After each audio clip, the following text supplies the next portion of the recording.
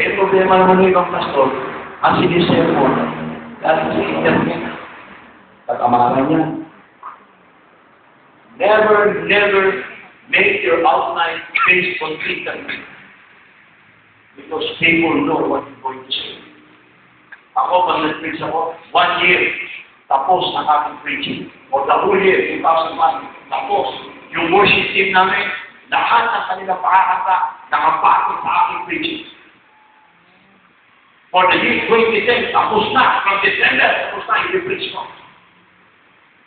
Because I see to it that I'm a pastor who is a good steward of my life. Ang mga pastor ko, hindi nag-opisina yan. Tinagagalitan ko pag wala sa opisina yan. Pag nandito sa opisina, anong ginagawa niyo dito? Walang kanulo rito, kanulo na sa labas. Yaya!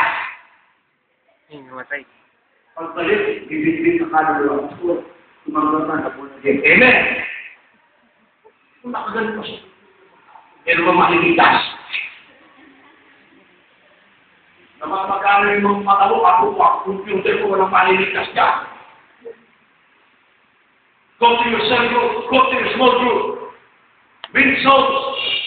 Make disciples. Ano sinabi ni God eh? Right? Oh, ang susunod, ano kang blessing? Ang may sabihin mo yung future ng bata. That is a blessing. Anak, magiging magaling na auditor ka. In the name of Jesus. Anak, ikaw ay magiging magaling na mayor. You see, you always say something. Future their children. And God will activate them in the mighty name of Jesus. Right? Simula ngayong gabi, tandaan niyo, bilang anak ng Diyos, you always release blessings to your children. And then learn to take away the person your life. Lungkot na lungkot ako dahil ang pamilya namin mayroong curse. Ang lolo ko namatay ng manginginom. Tatay ko nanginginom. Kapatid ko manginginom. That is a curse. Kailangan putulin mo yan in the name of Jesus. Nagsusunod kong generation, walang manginginom. Ang tatay ko namatay sa diabetes. Ang nanay ko namatay sa diabetes.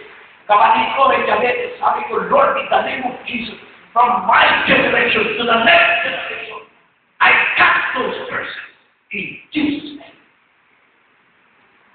Always blessing. Eh, ang problema eh. Punta ko sa mga matatanda, yung mga senior citizen. Yung pinag-usapan, alam mo, nasa ko, nabibigit ko. Meron sakit ang ganito ko. Kaya, pag-usapan mo yung sakit. Pag-usapan nyo, binibless kayo ni Lord. Ilan na maintenance mo? Ito na maintenance ni Damo. Sa, dalawa, tatlo, apat, lima. Wala na bang ibang pwede pag-usapan? Binisip. Pag-usapan nyo how God is good to your family. Yan ang pag-usapan. I'm very thankful tonight dahil sa opportunity. You are a parent. But remember this. A parent is a friend. At ang anak ninyo, palakayin ninyo na meron pamamahal. Sabi ko sa anak mo, mag-aasawa lang kayo. Hindi yung mamahalin kayo. Dati naman, kapag kayo nag-asawa, hindi nagmamahal sa Diyos at makikitulong kayo mahal. I thank God for this opportunity. May the Lord bless you. Amen. May all your parents na nandito, God will bless you. I want to pray for you. Pwede ko ba yung pray? Pwede ba yung mga mag-asawa, magkatabilan nito? Alam mo, mag-asawa na, nalayo pa eh. Yung hindi nyo naman talaga yung asawa nyo, okay lang, walang problema. Pero yung mga mag-asawa, yung alaga ka naman natin ito.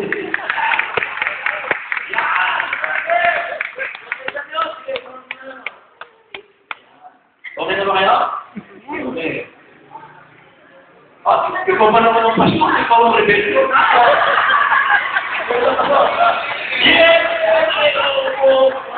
Yes! Ano natin sila? Ayun ang mga iba kayo kung hindi nyo matabihin ng isa-isa. Pastor, you are a great pastor. Meron pa yung pastor. Ano ba? Ayun ba? Hindi nyo lang tawag yan? Anak na ba? Ano ba? Sorry po.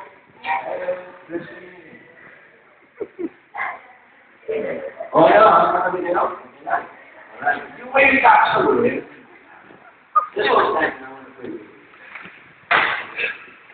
I just want to encourage you to close your eyes as we pray for you. Let's pray.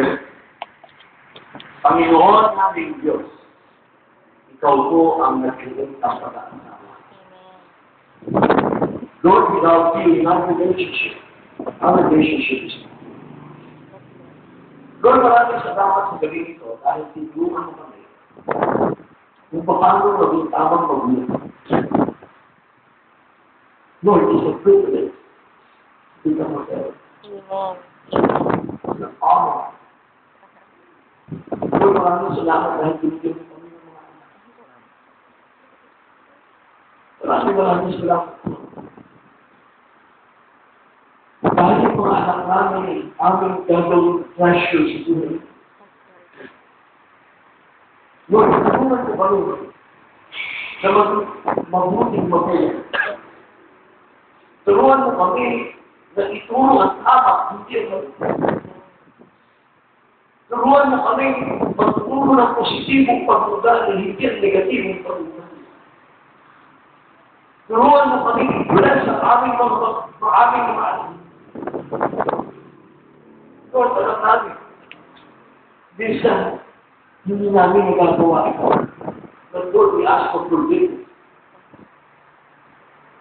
Lord, in it tonight, we will treasure our children. We will love them. We will glorify them. Our Father in heaven, Lord, bless each and every one of us. Na bilang magulang ko nito. Tagluyan mo kami ng blessing. Let the blessing flow to us. I pray, Lord, that the senior pastor or the head minister or head pastor, Lord, in the name of Jesus, you will pray so that the blessing will flow to this congregation. Yes. And I pray, Lord, that you will touch the people to love. Because our pastor and his wife and our spiritual parent, Lord, thank you so much. Because we believe, Lord, na yung mga merong anak, lalo makaming i-bless ni Lord. Yung wala pang mga anak, I declare in the name of Jesus, bubuksan ng bakit-baka ng magtulog. Upang sa ganyan naman, Panginoon, magkaanak sila. In Jesus' name. Lord, naniniwala kami, Lord, na lahat ng aming panalangin ngayong gabi, dininig po.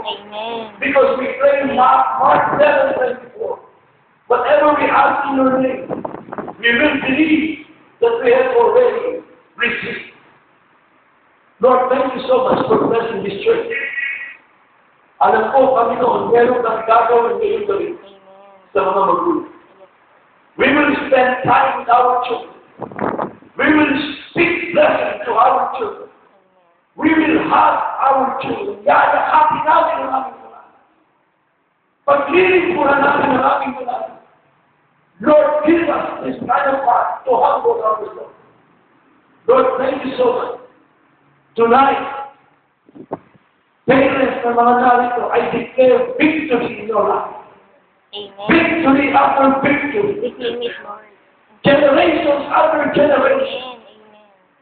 Your generation will be a blessed generation. Thank you so much for that for this church. There will be more blessing to come in this church. Blessing after blessing.